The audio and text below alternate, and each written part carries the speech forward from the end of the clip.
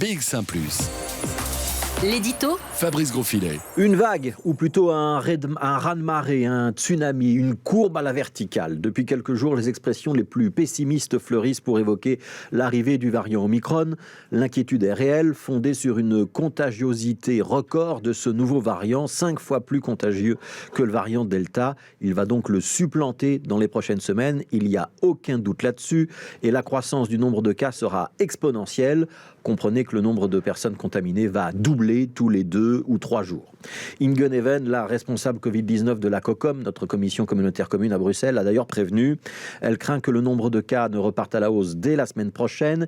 Et si on connaissait un emballement de contamination comparable à celui qu'on a observé au Royaume-Uni ou au Danemark, notre système de testing arrivera rapidement à saturation en région bruxelloise, sans doute dès le début janvier. Ce sera la même chose pour le suivi de contact, le call center de contact tracing, comme on dit en français, qui risque lui aussi d'être saturé.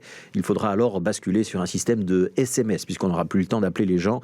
Et puis surtout, la crainte majeure, c'est une remontée des hospitalisations. Alors sur cette remontée des hospitalisations, il faut être honnête, c'est encore un petit peu flou à ce stade. Est-ce que le variant Omicron est plus sévère ou moins sévère que le variant Delta ? On n'est pas vraiment au clair sur cette question-là. Mécaniquement, si le nombre de contaminés explose, il est probable que le nombre d'hospitalisés augmente aussi. Mais il est tout à fait possible qu'il n'augmente pas dans les mêmes proportions. Voire même que cette augmentation soit au final assez légère. C'est la conclusion qu'on peut en tout cas tirer pour l'instant de l'observation de ce qui se passe en Afrique du Sud, où les courbes sont déjà en train de ralentir, ce qui laisse penser que la vague Omicron est dense mais rapide. Et pas de constat alarmant non plus au Danemark, où le nombre de contaminations a explosé, mais où le nombre d'hospitalisations est resté stable. Alors bien sûr, il faut rester très prudent, parce que la Belgique, ce n'est pas l'Afrique du Sud et ce n'est pas le Danemark.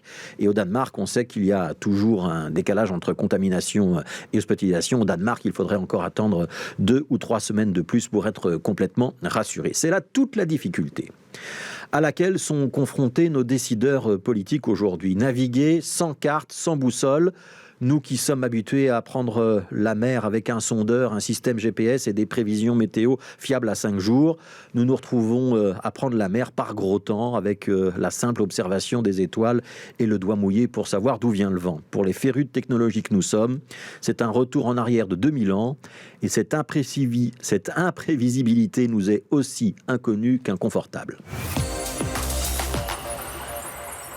Alors quand un tsunami arrive, on ne reste pas sur la plage. C'est l'une des métaphores entendues cette semaine. On la doit à François De Smet, le président de Défi. Elle traduit assez bien l'anxiété de ceux qui demandent des mesures fortes et immédiates, de quoi casser la dynamique des contaminations attendues. Le fait qu'on ait fermé les écoles cette semaine est sans doute un brise-lames bienvenu, peut-être même l'une des mesures les plus efficaces qu'on ait pu prendre, même si, ironie du sort, on ne l'a pas fait exprès. Cette fermeture était réclamée bien plus tôt par les experts. En la décalant, en la postposant, le monde politique a finalement été bien inspiré. Et l'épisode est d'ailleurs assez révélateur. Ce n'est pas forcément ce que les experts ou le bon sens recommandent qui est le plus efficace quand on a affaire à un virus qui s'ingénie à nous prendre à contre-pied. Alors faut-il d'autres digues, d'autres remparts, d'autres brise-lames ? Comment les élever ? À quel moment ?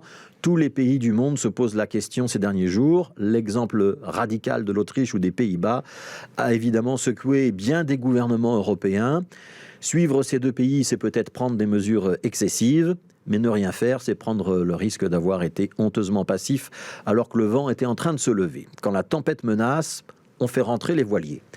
Même s'il y a quand même une raison, et je veux la partager avec vous, de rester optimiste, c'est la résistance du vaccin à Omicron, du vaccin ARN messager, pour être précis.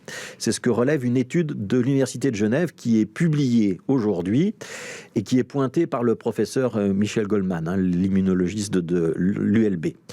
La Covid-19 contourne les anticorps générés par la vaccination. C'est ce qui explique, d'après cette étude, que le virus continue à se transmettre massivement. Mais en revanche, les lymphocytes tueurs générés par le vaccin ARN, ceux-là seraient assez efficaces, y compris contre le variant Omicron. Et ces lymphocytes tueurs, ils ont toute leur utilité dans un second temps, lorsque la maladie descend sur les poumons. C'est ce qui expliquerait que les personnes vaccinées soient protégées contre les formes les plus sévères de ce coronavirus, à défaut d'être protégées des formes bénignes. La conclusion est donc sans appel. En tout cas, c'est celle de Michel Goldman. Un booster de vaccin ARN ne vous empêchera peut-être pas d'être contaminé, mais il jouera un rôle capital pour vous mettre à l'abri des complications. Si vous devez prendre la mer alors que la tempête arrive, ça revient à transformer votre petite coquille de noix avec une voile trouée par un puissant hors-bord.